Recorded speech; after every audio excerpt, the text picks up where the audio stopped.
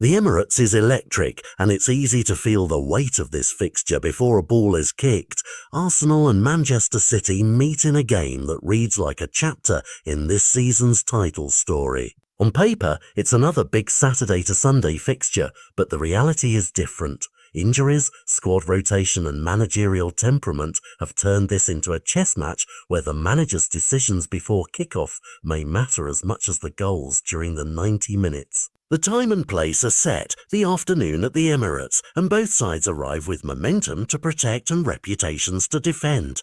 Arteta's problem isn't just tactics, it's personnel. Late fitness calls over Bukayo Saka, Martin Odegaard and Ben White mean his starting 11 could be significantly altered, and those small changes ripple through the team.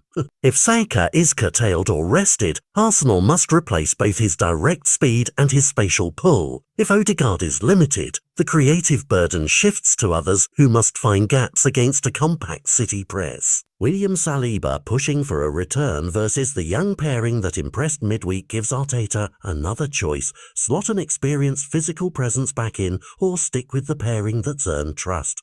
Every tweak to the backline, midfield pivot or wing role changes how City will attack and how Arsenal will try to control transitions.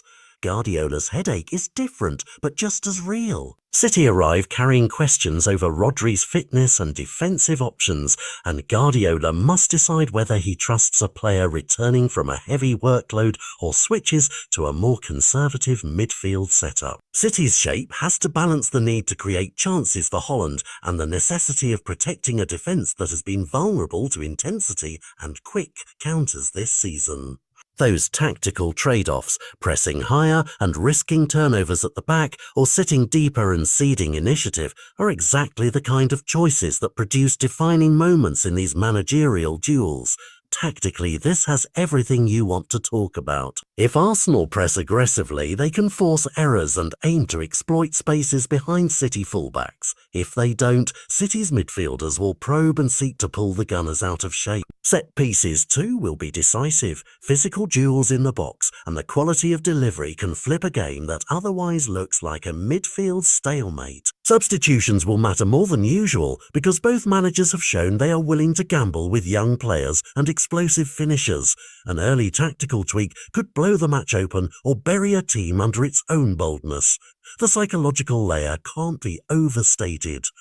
Arsenal's recent results against City, including that memorable 5-1 meeting that still hangs heavy in supporters' minds, mean there's an extra edge and a belief creeping into the dressing room that they can not just compete, but dominate. For City, avoiding defeat here would be a lifeline.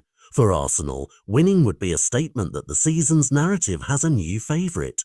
The winner takes more than 3 points. They take confidence, momentum, and a headline that shapes the weeks to come. So what should we watch? First, the first 20 minutes. If either manager dares to open the game, that's where the match will break. Second, how each side manages transitions after turnovers, Arsenal's counters versus City's quick passing triangle. Third, half-time adjustments, which coach changes the rhythms and who finds the right personnel to overturn an early balance. Finally, the late-minute substitutions and whether an impact sub is deployed as a finisher or a tactical stopper.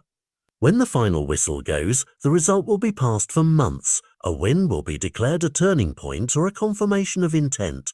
A draw will be judged by the finer margins. Missed chances, questionable decisions, tiny tactical errors. A loss will force reflection and demand immediate answers. That's why this is not just another game. This is Arteta vs Guardiola, a tactical war with title resonance, and whatever happens at the Emirates will echo far beyond 90 minutes.